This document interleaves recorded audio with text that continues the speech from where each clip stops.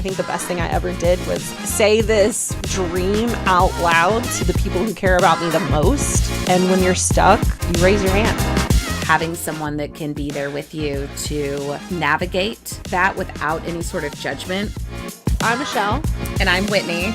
This is the Use Your Fear Podcast. My favorite natural disaster. There was a sign that just said, "It is hurricane season. Be prepared." And I'm like, oh shit, is it gonna rain this weekend? I did instantly look it up and I'm like, oh no, we're good. I would totally tell you guys if there was a hurricane before you came to Houston. I would be coming to Austin for sure. There you go. With the cats. Bye,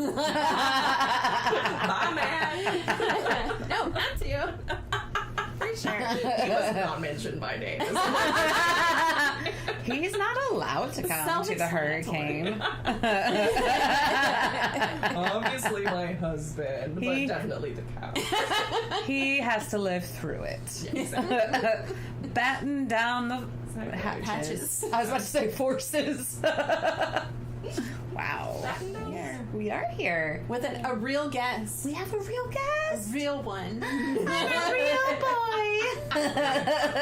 Suck it all, you unreal guys. Oh man. Rachel, gosh, how long have we been friends?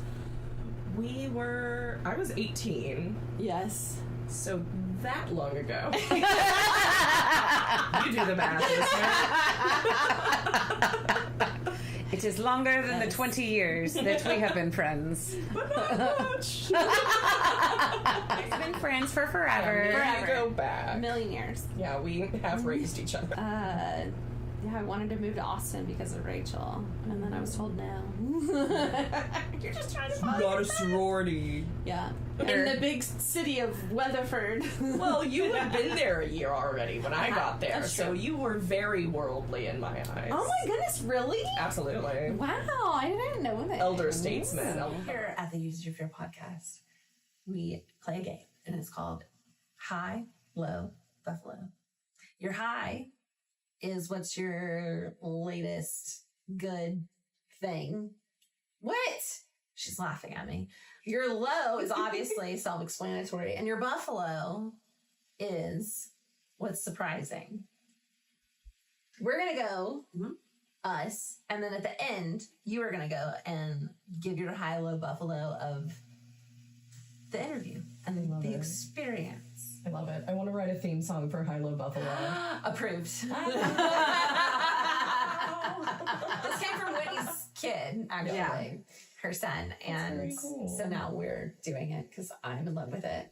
It's fun. We say it at dinner every night. I know. It's adorable. And my husband's is typically, I walked a dog. Hello, it was hot outside. Buffalo, I saw a snake.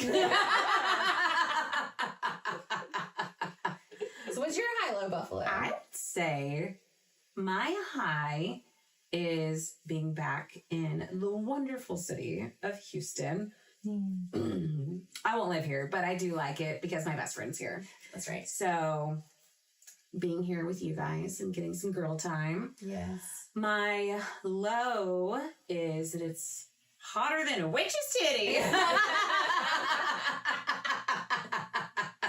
And my buffalo is this great sweater Yes. that Rachel made. So my buffalo. Yes. You can have it too. I don't buffalo. have to be different. My high was my fantastic chunk of cinnamon at the top of my parfait. Your beautifully layered lasagna parfait. Lasagna parfait. Lasagna style, not lasagna flavored. Triple, however many decker Yeah. parfait. My low was. Why did I always get serious here? You always do. It doesn't have to be, but you can. It's fine. It is a low.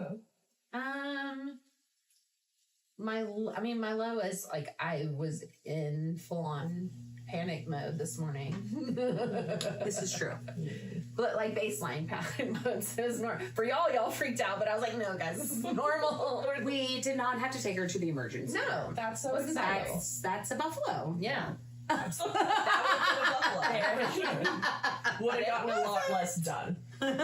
Agreed. Yeah. And my buffalo, I think, is filming doing 2 episodes in one day. Like, Oof. Woo! First time. we're Long doing distance. not the Fear We Wear series. Spin-off of our Am I Enough series, where we're Yes. going to bring in 2 of our closest friends who have very similar topics to talk about. So Different perspectives. Though. different perspectives. Yes. Yeah, which I loved. I really connected to that. I'm Yeah? like, that's it. I basically like was a tour manager for a while and like had a panic attack in the booth while the show is happening. So I'm like trying to run a show, but I like Beginning or end? in the like in a Middle. bit like 10 minutes in or so. Okay. And I like have cues. Yeah. But I'm like, I feel like I'm destroying everything. And, Yeah. and it's that moment of like, this is it. Everyone knows now that I suck at this, that I'm terrible at this job. I was like, I've been getting away with it for decades. You have faked it. Failed my way upward. And I'm just like in this room, like, I call it the sunken place when I have a panic attack. It's just like every like sound goes weird, and I just like the distance I am behind my eyes right now just like lengthens. Yeah. So you're just kind of like watching the world like through binoculars, Right. A little bit, but it's just like that, and just fighting to get back to Right.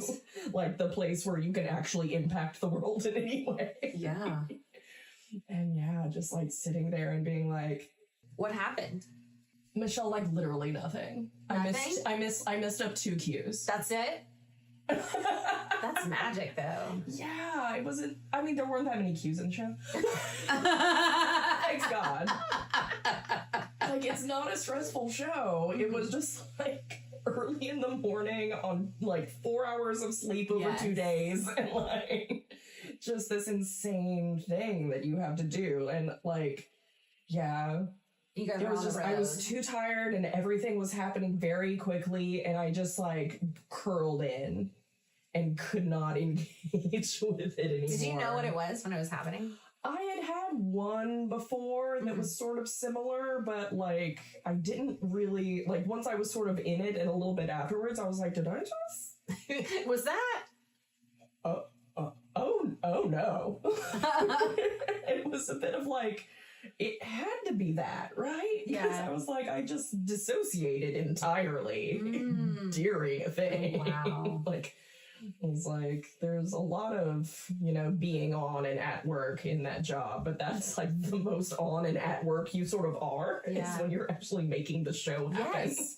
Things are happening. You can't deal with that Yeah. feeling at the time. Exactly. There's no time for you. hey guys, can I get Right.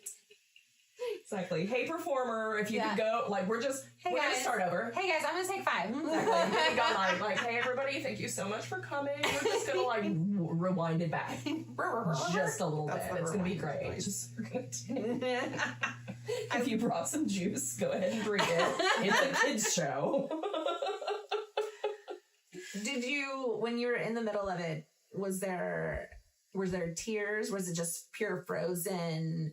No, absolutely just terrified, fighting to get back to a place where I could comprehend what was happening in Yeah. the world around me. I have never talked to another person about panic attacks. It was in this job that I like never felt super safe and secure in, like basically the administrative side of the creative side of theater.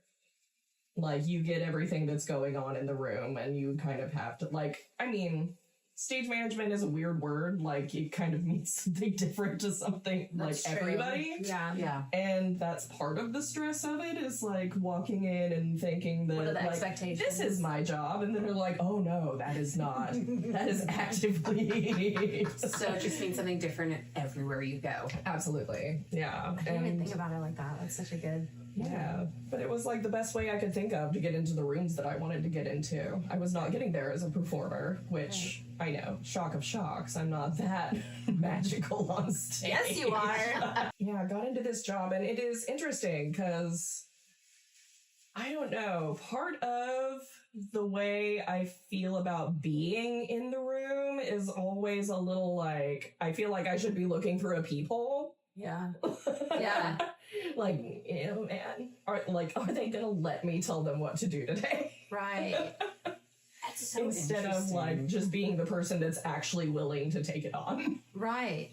And I have had people over the course of my career actually tell me I'm bad at what I'm doing. Have y'all ever had that? Oh, 100%. Yes. Yes. Yeah. It's not fun. And you're Yeah. like, when did the rules change? Like, I've been doing it this way forever, and everybody loves it. And now you're looking at me like I have 10 heads. Like, I mean, mine was very easily traceable to like an emotional reaction to a situation that had happened. So it was like, oh, this person knew exactly which bruise to mash.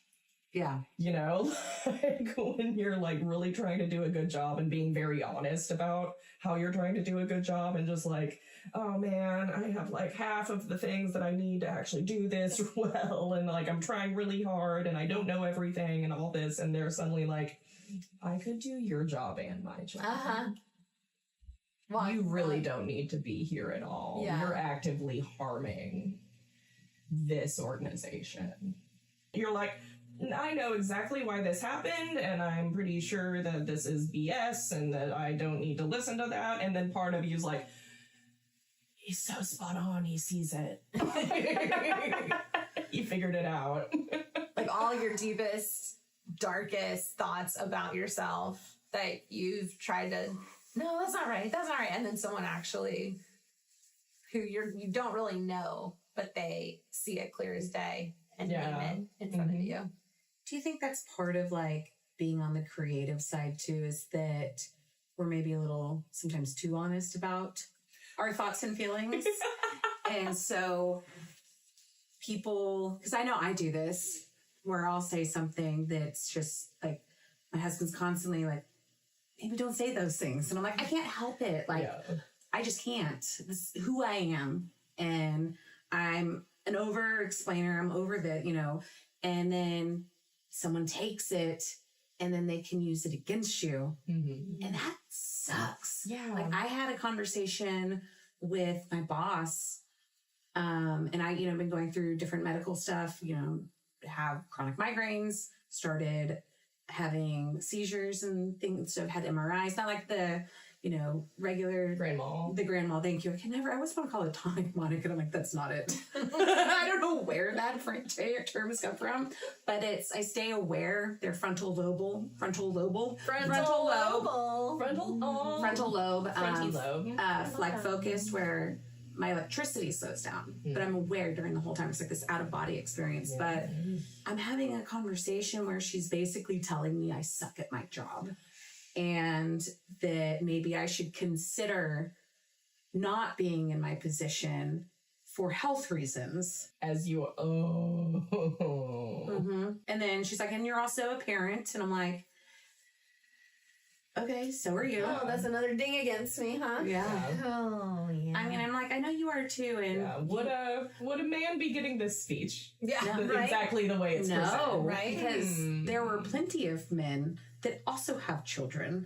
I mean, probably aren't going through the same medical things I'm going through, but the few guys that I worked with that I'm really close with, and I'd have these conversations, they're like, that's not okay. Yeah. So yes, I get it. Like, I think that's a piece of creative people that we are too trusting with our thoughts. And then we do find someone in there that use it against us, and that sucks. Yeah. I'm sorry that happened. I think we have to have as creative people, you have to have that safe space. So you automatically, that's an automatic, I'm in that space. Yeah. And then whenever you're slapped across the face with, oh, I'm not. Yeah. It's hard. So jarring. I've so often been almost in charge of building that space and making it feel the way the company wants it to feel the way I want to feel. And to just have it it feels like a slap in the face paired with ice water over the top of your head. What was the resolution out of that? Like, did you... Resolution is a strong word. I mean, I had to keep working with this person I for know, half that's a what year. I'm like, for half a year. Absolutely no resolution at all. Yeah. Like, we just kind of muddled through the best we could and, like, play the hand you're dealt Yeah. at that point. Like, I could have quit, but I did not. Yeah. And I could have tried to get that person fired, but I did not. Yeah. And you just knew the job itself was ending soon anyway. Yeah. So struggled through and just tried to make sure all of the pieces of the puzzle, i.e. all of like the people involved in the show, were gonna show up and do their job every day. Yeah. And that I tried my best to show up every day and do my job the best I could either. I wasn't always as successful as I wanted to be. Right. But I basically just sort of kept trying the way I had been trying the whole time. Well, it sounds like once you get hit with that realization, like, oh, I'm not in a safe space, like, but I still need to create that for everybody else. So it's almost like there's a glitch in this spot right here, and you move around it and do everything you can to keep that copacetic and keep that boundary there so you protect yourself. Yeah, it's just there's a whole kind of where that relationship was that is covered in cordiality. Right. Yeah, keep the hurt from interfering with your job. Do you ever go back over it in your head and wonder, I wish I would have done this, I wish I would have done that? Like, I should probably say yes, but no. no, that's not really. fine. I love that about you because I feel like, no, seriously. I don't know what else I would have done. I could have burned it all down. Yeah. I'm glad I didn't do that. No, I love that you didn't go to a place where you beat yourself up about it. There was some of that. And I mean, also, and both of y'all know this, like when you're in it, like when you're just like out there doing it, there's not a lot of room for processing and for confrontation. And tour management is very like you're client facing. Because you're going to other venues, you're working with other teams, and you're working with your own team. So it's like you're talking to upwards of 20 people, 20 to 30, usually like people. Who you would like to continue working with down the line on other projects. Yeah, because you also have like your touring agent that like they'll probably like you're reporting, they're reporting, everybody's reporting, and everybody wants to get asked back. You're an ambassador for the show, for the company, for even your town if you're like since you're on the road. True. But yeah, you just don't want like the reputation, like anyone's reputation to suffer. Yeah. Like that is part of the job. Is that the ambassador? Is that the only time you've had like a panic attack at work, or like do you notice like similarities?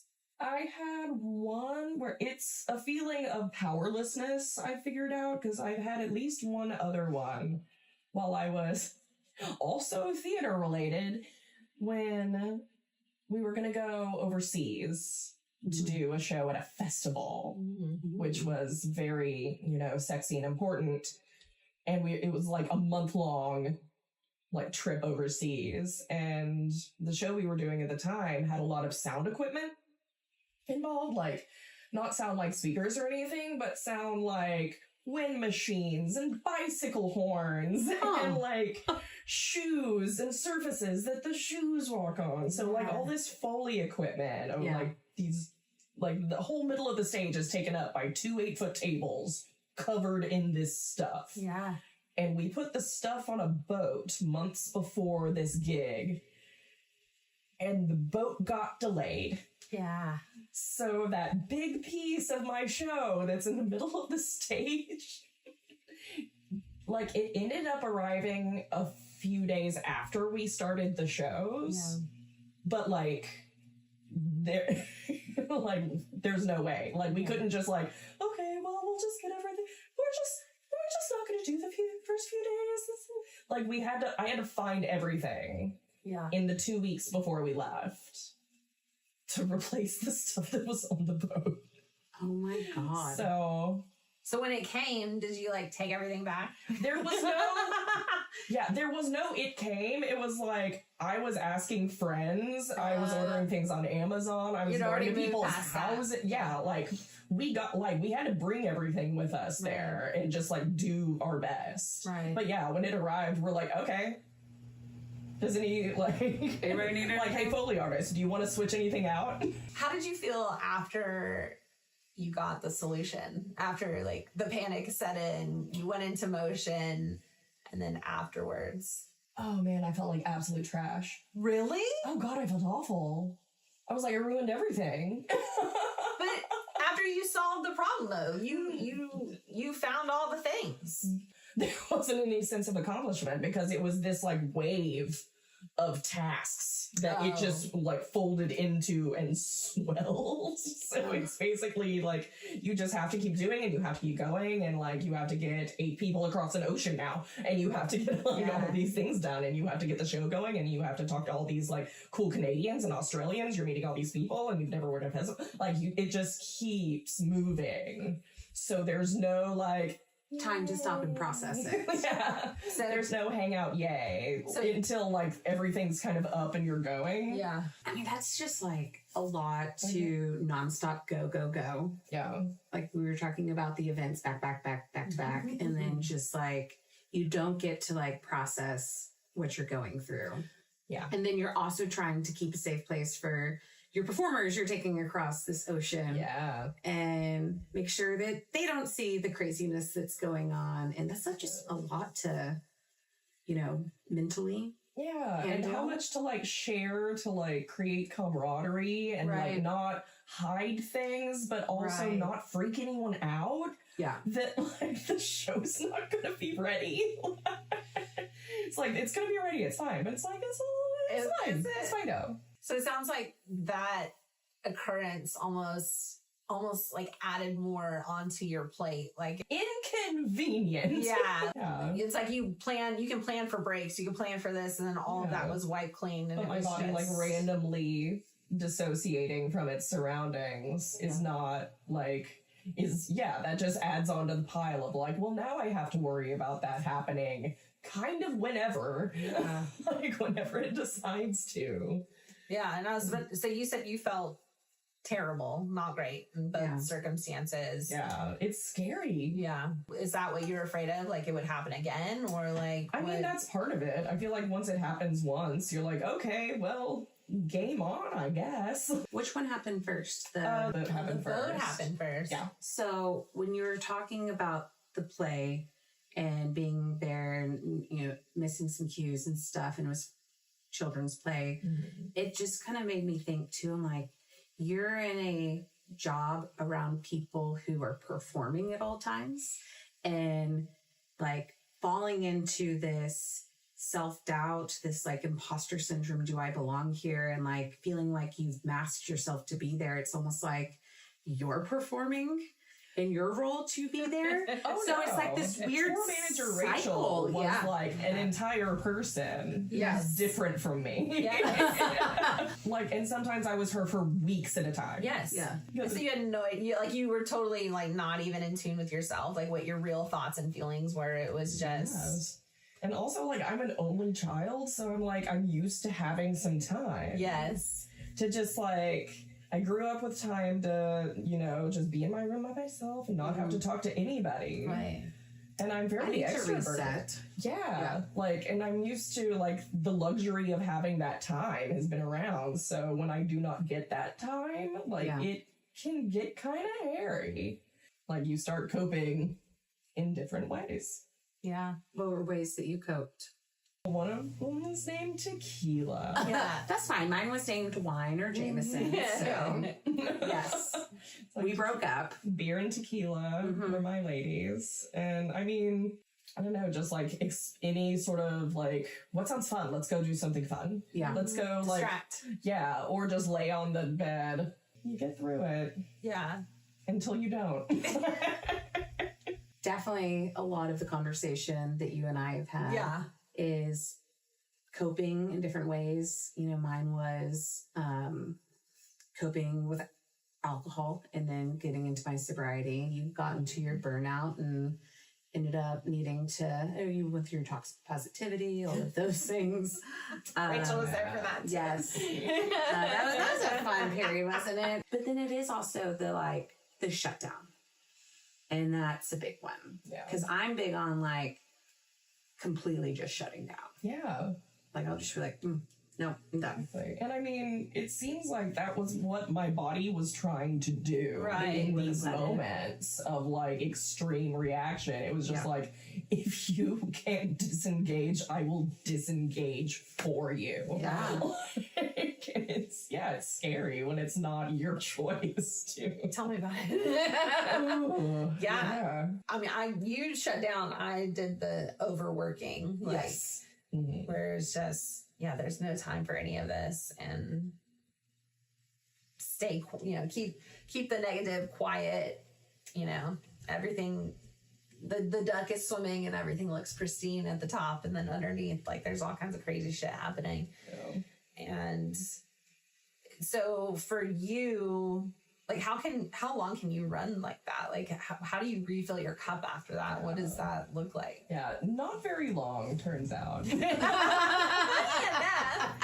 weird that she's never chosen to have children. I feel that. Yeah. I mean, what I'm kind of trying to do at this point is be more judicious about where my time goes. And since my body is obviously throwing up here, hey, there's a barrier here. Yeah. Boundaries.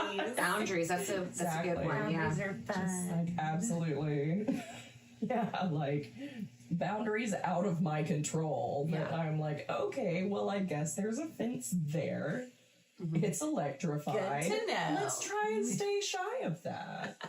Especially the second one. I think both of them, I was very tired. I was my body was run down, so I try my best to get enough sleep and try to. Yeah. I mean, I feed my body trash, let's be real, but I try to sleep enough. Yeah. And give myself enough calories for the day and all nutrients I need as much as possible and that my tastes allow for.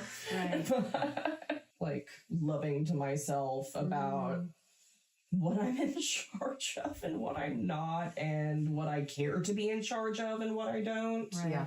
When I have a choice. I was supposed to say, sometimes you don't have a choice in sometimes that. you don't have a choice, but sometimes you do. And you can be I don't want to. When you were going, because you're not in the theater world anymore, right? You're in a different... Adjacent, but not directly in the... I'm not managing tours anymore. So you're not in the area that caused you to have these panic attacks. Yeah. Which is great. Yeah. But when you were having that and you were in that world still, how did it affect your overall life? Outside of work? Did you have a life outside of work? I mean, sometimes. Sometimes. Well, were you just putting it all into work? It was... The thing about that particular job is that it does not make enough money for that to be your only job. Yeah, right. In a lot of ways. So I still had other things I was doing, and then trying to have a social life on top of that, maintain friendships and I could and all of that stuff.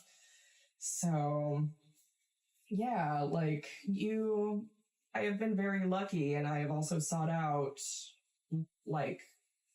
money-making roles that interest me and put me in rooms with incredible people, very smart, very creative, and that is an incredibly enriching part of the job that balances out a lot of the stress. Doesn't erase it, of course. It makes it more worth it. Yeah. Having another job gives you somewhere to go. Right. Still feel like you're putting your energy towards something that is working. It's a different muscle. It is. And it's and I like that. I like being able to do multiple different things. Yeah. Doing the same thing all day, every day doesn't appeal. I don't know. I mean, there are people I'm sure that appeals to, and that sounds incredible. Yeah. But I definitely jump around a lot. Yeah. Talking about what fills my cup, and what fills my cup partially is variety and also time to not have to do anything I don't want to. The ability to say no. Absolutely. Yeah. Absolutely. No is a complete sentence. Are you good at saying it? Oh, yeah. Oh, yeah. Oh, yeah. That's always been sometimes better than other times. Yeah, sure. I mean, if there is something that I'm like, I know I do not want to do, there won't be ambiguity about that. Yeah. 10 toes in. And that's one of my favorite things about you is because I'll try to compromise, but I think it's good to surround yourself with people who know where that line, you will do everything you can and until you get to a certain point and you're like, all right, I'm out. An ornery only child. If that's an only child thing, I've got 2 only children, so. You do. I mean, it's just about if you just have I don't remember ever really questioning it. I mean, this is what I want, and if this happens, this can't happen. So I'm not going to do anything that compromises. How many years ago was those first panic attacks, would you say? The first one was almost a decade ago. And the most recent one was 2 years ago. That was the most recent one. Yeah.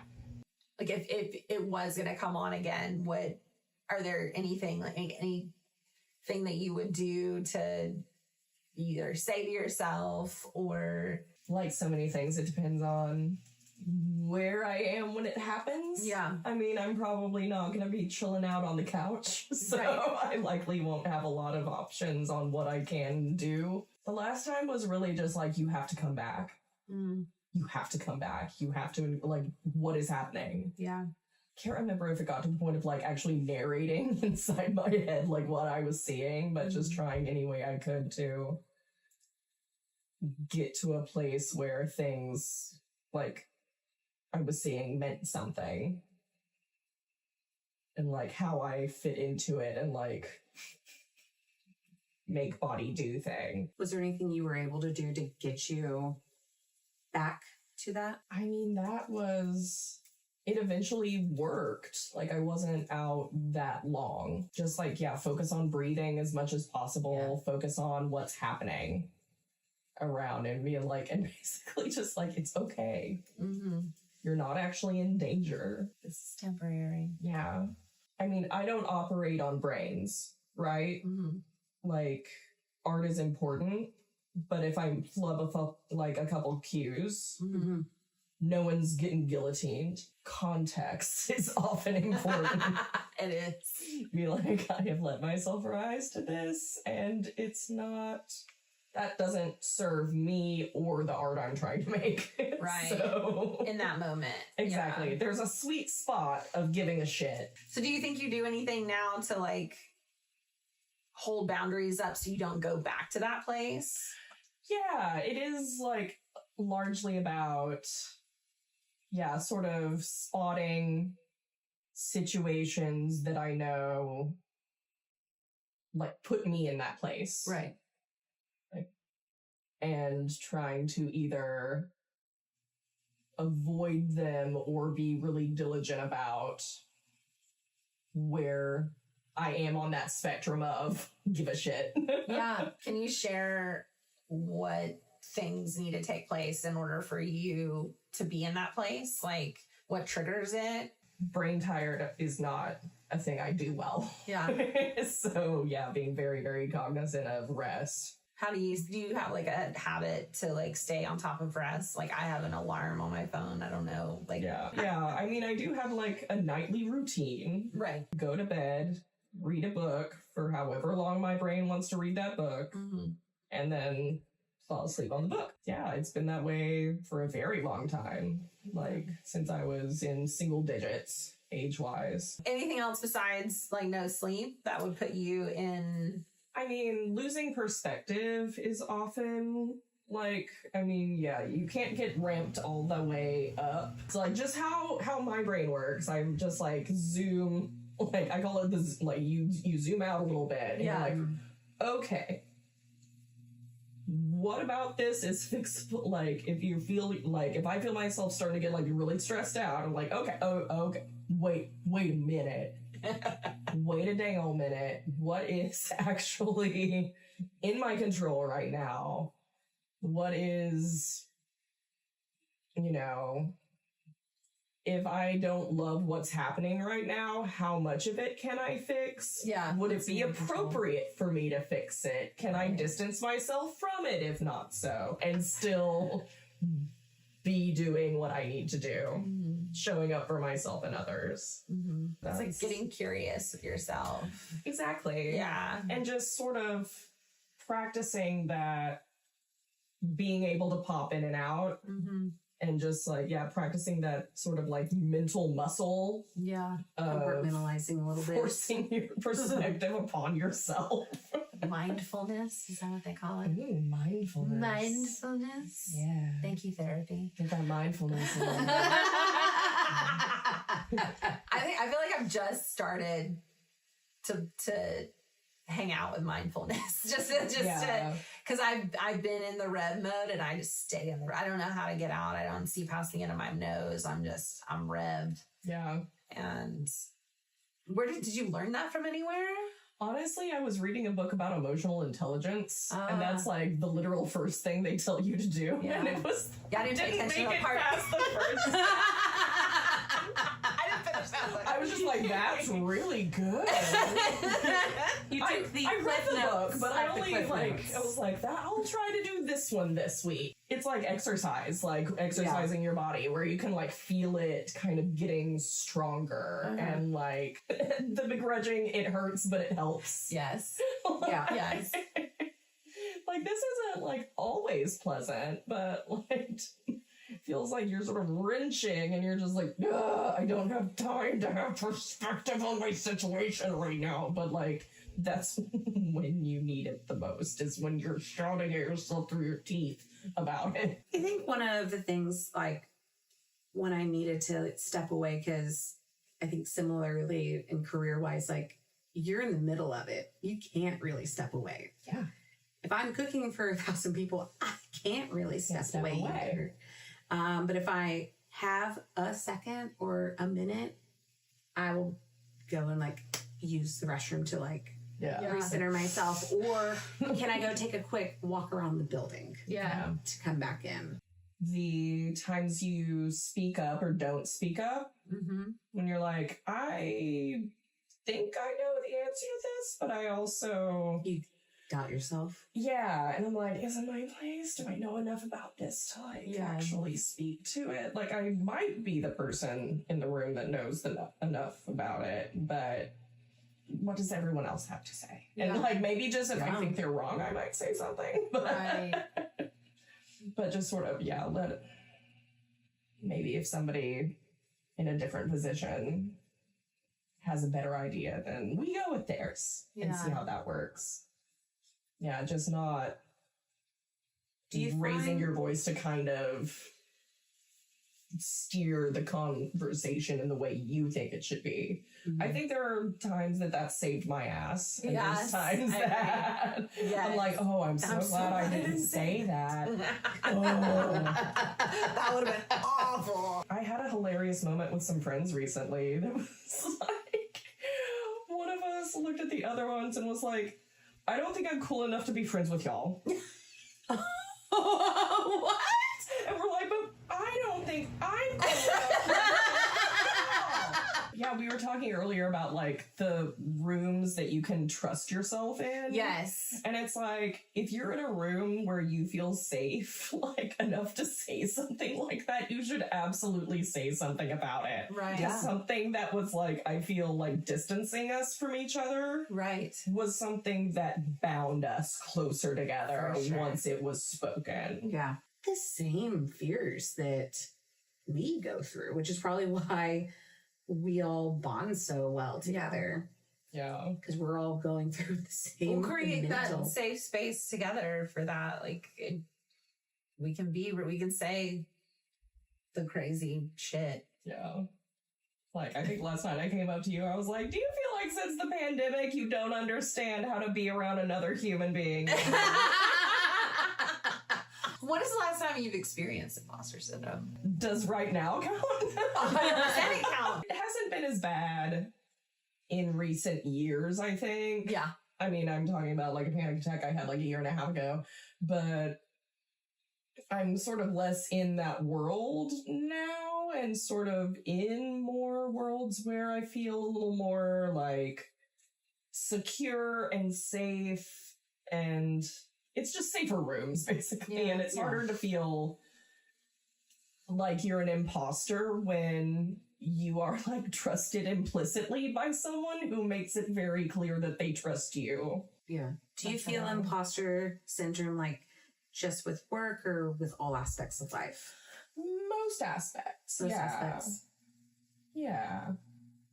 It's interesting. Yeah, because it's like, it's friendships, it's crafting even. Like, it took me forever to make a garment.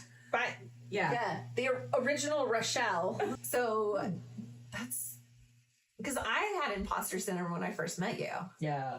Ooh. And you were younger than me. Mm-hmm. But I think because like I knew like you've done a lot of plays and I've like dabbled in one act play, and then in college I was like, yeah, I want to hang out with theater kids. So I just kind of like, hey, I'm here.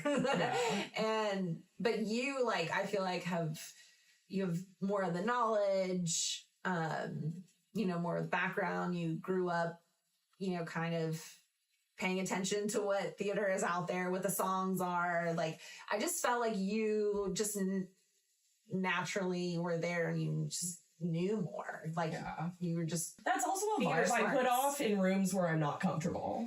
Ooh, interesting. Absolutely. I'm just like... like, if I'm just like, I don't know anyone here, if anybody talks to me, I will start screaming. I have no idea what I'm doing. And if anyone talks to me, they'll know. So just don't invite them. Don't invite, like, be aloof. And then you just say smart things. Be aloof.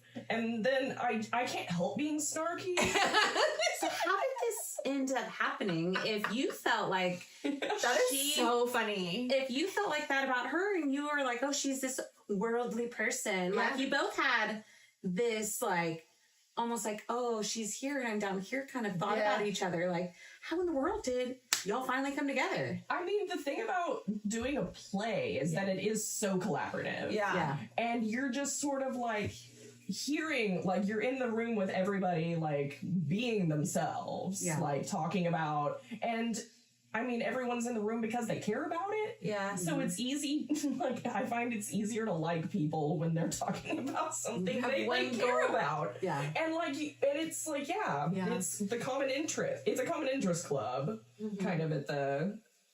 Do you recognize when you're going into imposter syndrome, or is that something you realize later, do you think? I mean, I often know beforehand if I'm doing something new, like what my level of like comfort is with that, especially if it's like a sort of like promotion or a like area that I'm not as familiar with. Yeah. In which case, like, yeah, for sure. I was going to ask that because you feel safe and comfortable. And I was like, is that because you're doing something that you've typically done? But it sounds like you have people that make you feel safe in that space. It sort of always goes back to the people for me. Like, the job can be, I don't know, like feeling trusted helps a lot. Because that's part of like if I don't trust me and other people don't trust me, then like, I should get out of this room right now, you know? How do you, what do people do that make you feel trusted? I mean, I've been lucky enough to like do jobs with friends a lot. Right. Like, a lot of my professional life has been with people I'm either tangentially like familiar with or like have been buddies of mine for a while. And which exactly, it is very hard to feel less than or inferior or like you don't belong somewhere when somebody goes out of their way to make you feel like you belong and they trust you, and that like I wanted you here, you specifically, because you do this and this and this and this. And I'm gonna use, like, you can do that, and I'm gonna use that. I'm gonna use that, and you're gonna do the things you can do. You said though something that I resonated with where you said that my boss does things to make me feel sick. Like, what specifically from your boss, like, does she or he do to make you feel safe? I legit had a boss who, like, headhunted me. They were like, I have seen what you do and you are good at what you do and I want you to do that for me now. Yeah. Yeah. Which awesome. is Your incredible reputation, and yeah. extremely lucky. Yeah. And, like, yeah, if that's an option, absolutely choose it. Mhm. And I think, I think that should be just kind of part of the workplace anyway. It's not Should like be. all the way. There's, room for people to be friends or not friends. But, like, if you're working together, there has to be a level of trust. And Yes. however you get to trust is, like, depending on the situation, like, do your best to get to trust.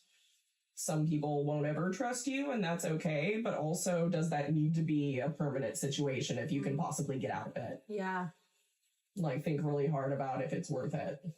Leading to imposter syndrome, like, I wore a mask because I didn't trust my own, like, what did I want? What did I like? Like, it was, how do I need to present myself to show up a certain way? Yeah. And then when you, like, go to stretch and do something you've never done before, and you have to show up and come correct in a room in a certain way, and you're just reaching. If you feel like you can't do something, you create a person. Yeah. Yes, that can. that's literally what I did. And it's just like, and that can be helpful and freeing sometimes, Uh-huh. like the fake it till you make it. It thing. was. But if you get, like, locked into the person that you have made. I was the don't tell me not to do it because then I'm extra gonna do it. Yeah. Yeah. Yeah. I'll show the spite. Yes. No, but I was always like, oh, don't get tattoos. They're for, I don't know. Hooligans. They're Yeah. trashy. They're for Yeah, that's hooligans. trashy. And now Yeah. they're Everybody is for terrible. It's now art. they're for chefs who like to make a nice pork belly with a balsamic glaze. Sign me up. Because underneath it, we're all still pirates. Yeah. And that's why I'm having a midlife crisis, because I'm like, oh, tattoos are cool. Who knew?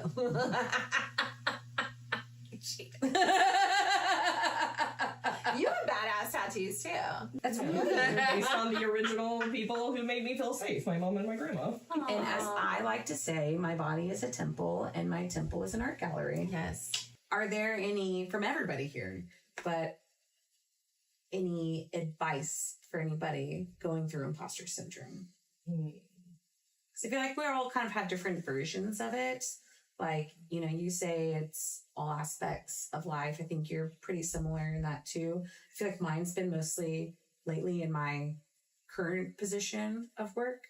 I haven't overly felt it in other things. Like maybe when I was younger, when I wasn't my true self. Yeah. But because we all have different ways it affects us, like, what would be your advice to, like, the younger you? About reframing for me, I Yeah. guess. It's kind of hard to, like, be in your own head and, like, worrying about how you're being perceived if you're, like, involved in, like, learning something, or if you're just, like, focused on something outside of yourself, which again is the zoom out. Yeah. Like, you just can't process that many things at the top of your dome at the same time. Yes, you so it's can. like, there's always room for self-doubt. Say yes to everything. I'd say, just, like, pay more attention to the work to getting better at the work you're doing than worrying about how bad you are at the work you're doing. Yeah. And like, how you are being perceived as you go about that work. Yeah. I think it's important to, like, you always want to level up. You always want to, get better each day. But it's how you do that and how you take care of yourself in that process. And mine is definitely self-talk. I was very, very horrible to myself internally. And yeah, I would get down on myself when I failed and just say the most horrific things. So now I stop and I'm like, is that kind? And now I have a sassy person who comes out and says, stop it. No, girl. But I did this exercise in group therapy that was, it's basically like, you mentioned reframing. And so you say something like, I need to work out. Keep tapping that. I need to work out more. And then you get in with yourself like, I deserve to take care of myself. So I think it's first noticing, and you guys can correct me or add to it if, whatever. But first it's noticing, is this kind? And then next, okay, whatever you're saying, what's a different way of saying that? You can sort of high-low buffalo yourself. Oh, yeah. Can really think about, because most of the time, I feel like when I have felt like I shouldn't be in a room or like I'm lying kind of being here, be like, okay, why do you think you are here? And what are you doing? Like, if I'm like nervous about a show I'm doing or like a project I'm taking on, like, why did I get hired for this? And like being like, this is like, sometimes you can like, and it's probably not going to work the first time. Like, you can sort of like be aware of things that your body seems not to be aware of, and just like, oh, but it's not. It's like, no, you are, this is good because of this, and you're enriching the situation. The situation is enriching you if you let it. Yeah. So just keeping that, the fact that you are actually, even if you're not like to the letter 100% comfortable and qualified for something, knowing that basically no one else is either is like a huge help. Good realization, for sure. That is because you probably sit there and think everybody else is perfect at what they're doing. Yeah. Exactly. And that you're the only Who the hell am I? Yeah, you're the only one messing it up. Yeah, and that like thinking about, things that make you nervous and that like push you out of your comfort zone, and like those things can be the most enriching things that you learn the most from. And that like sometimes even this feeling of, I don't know what I'm doing, like, if you never feel anything remotely like that, if you're perfectly comfortable, then kind of like, what are you doing? And like, it's time to move forward and like push a little out of that comfort zone. Right. One time I had a person who actually recognized that I was going through imposter syndrome at work, and she reached out to one of her contacts about something I was struggling with, and she was like, here, this guy is really great. Maybe he could be sort of a mentor to you. And we had a great conversation. I learned so much. And it was just kind of, I think we all know what that imposter syndrome looks like. And I think it's very important to then, when you recognize it in the room too, that you reach out and help that person, because you don't know what an impact that can make on someone. Yeah. Because imposter syndrome can get real dark real fast. Speaking of high-low and buffalo. Oh, yeah. What would you say your high-low buffalo of this experience? I feel like I'm getting graded. Right? You are. Let's see. Okay. Hi. I mean,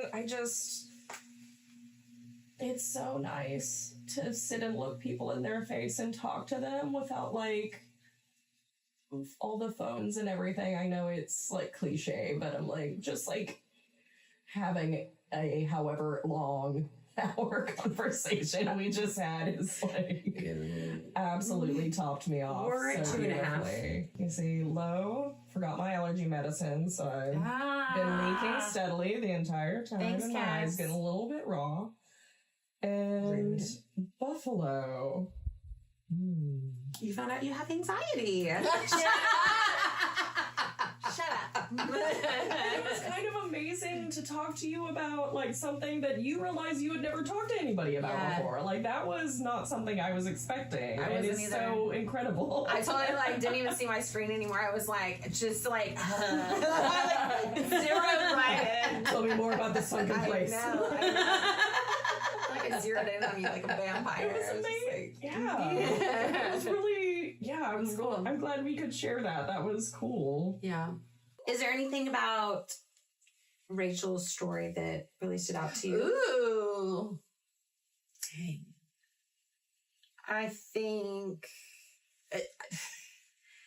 it was funny hearing that we both had imposter syndrome when we met. And I feel like we never would have talked about that if it wasn't for this. Mm-hmm. And Most people don't, and it's a travesty. yeah. I mean, that's definitely for me what I think stood out was you admitting that, like, feeling in a room like that. And I'm like, I've never gotten that vibe from you. No. And that's that. Well, I fake it till I make it. And, it's just like knowing that now, I'm like, oh, I never did. Yeah. And thank you for being candid with us. It makes me want to be more curious with Other people. Mm-hmm. And We should be more curious in life about others. The cool girls are not okay. No. You do truly never know what anyone's going through. no. Yeah. Even your best friends. Yeah. I mean, we've had conversations Oh my recently gosh. that we've never talked about. What? Yeah, and it's so wild how you can be best friends or even married to somebody or whatever it is. Yeah. And still just, you don't know everything. Yeah. And so I like... And you never will. No, you never But will. their whole, you're like, I did not know that there was this whole kind of But I like the idea of being more curious and finding these things out. Like, I think that's important. And that is kind of what we talked about at the end of our last episode was that we want to know the stories. We want to talk to people. We want to find out more because then it'll help others understand that they're not the only ones going through these things. No, I just want people who are listening to think about where imposter syndrome shows up in their life. Are they pretending and feeling like they're going to get found out? What can you do in that situation? I think just zooming out. I love that analogy of just zooming out and let's look at this practically. Yeah, please share your thoughts with us on Instagram. Email us. Email the podcast at podcast@useyourfear.com.